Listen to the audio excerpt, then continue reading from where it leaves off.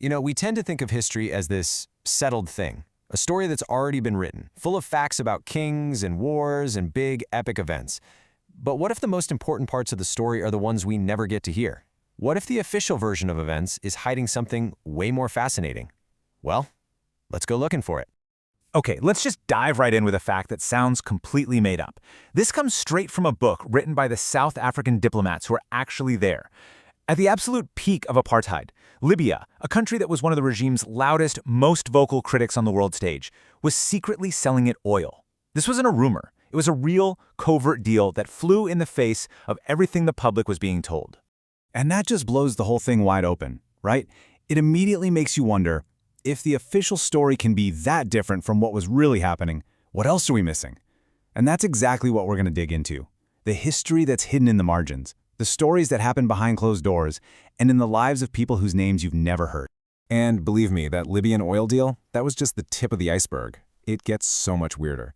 You had a South African diplomat at the UN who secretly wrote the speech that a neighboring country then used to publicly condemn his own government's actions.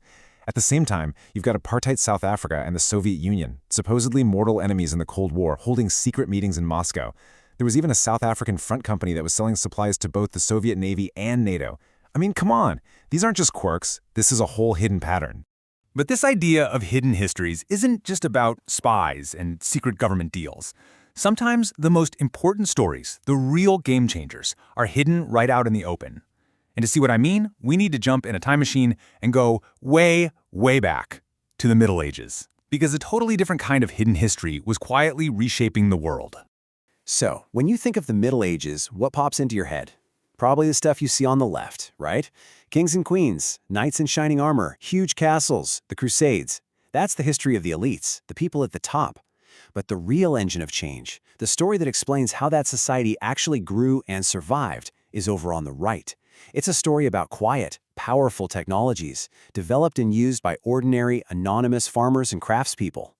For example, take a look at this thing, the Karuga, or the heavy plow. Now, before this existed, farmers in Northern Europe could barely even scratch the surface of that thick, heavy, wet soil. But this beast of a plow, with wheels and a heavy iron blade, could cut deep. It opened up massive new areas for farming that were totally unusable before. This wasn't just an upgrade, it was a revolution. And it was a revolution led by nameless farmers, not some famous king.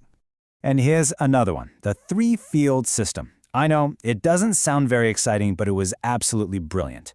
See, instead of leaving half their land empty every year to recover, farmers figured out this clever rotation system with 3 fields. This simple change, and it was a simple change, is thought to have boosted food production by as much as 50%. 50%! That's a massive leap that helped reduce the constant threat of famine. And again, this wasn't a law passed by a king, it was a grassroots idea that literally fed a continent. Okay, hold on. So what on earth is the connection here? On one hand, you have secret spy games that totally contradict the official story. On the other, you have forgotten farming tools that were more important than famous battles. I mean, these things feel like they're from completely different universes. What do they possibly have in common?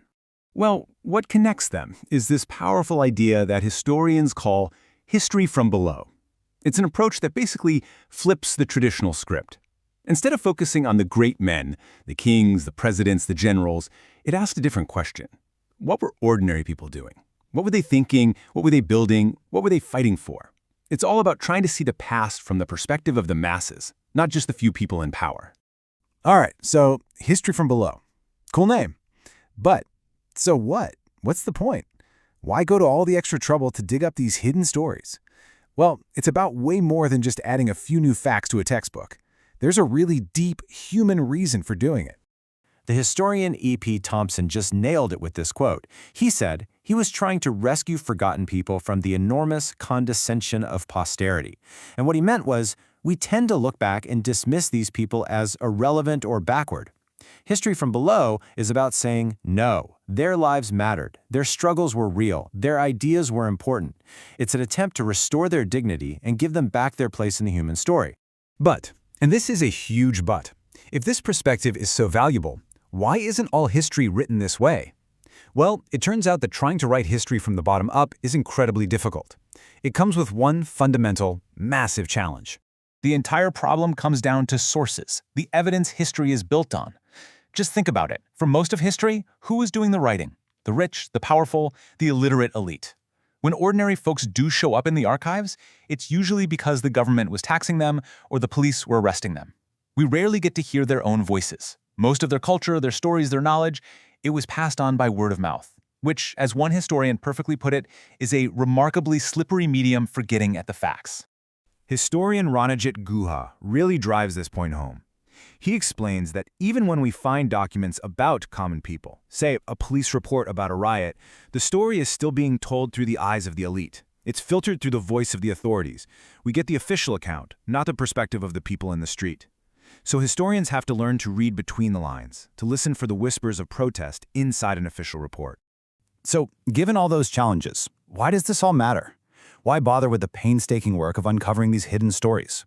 Because looking at history from the bottom up doesn't just add a few interesting footnotes. It gives us a fundamentally truer, more complete picture of our world. It shows us that real change doesn't just come from decrees handed down from a throne. It very often bubbles up from below. From a secret backroom deal, a farmer's clever invention, a worker's protest. It gives us a much more honest look at power. Not just who had it, but who pushed back against it, who cleverly worked around it, and whose lives were completely ignored by it. It's a more complicated, more human, and ultimately a more accurate story of how we got here. And that leaves us with one last, really crucial thought. If the past is filled with all these hidden stories, then what are the histories being written right now, today, underneath all the noise of the headlines? What are the stories that future historians will have to rescue from our condescension? What is the history from below of our own time?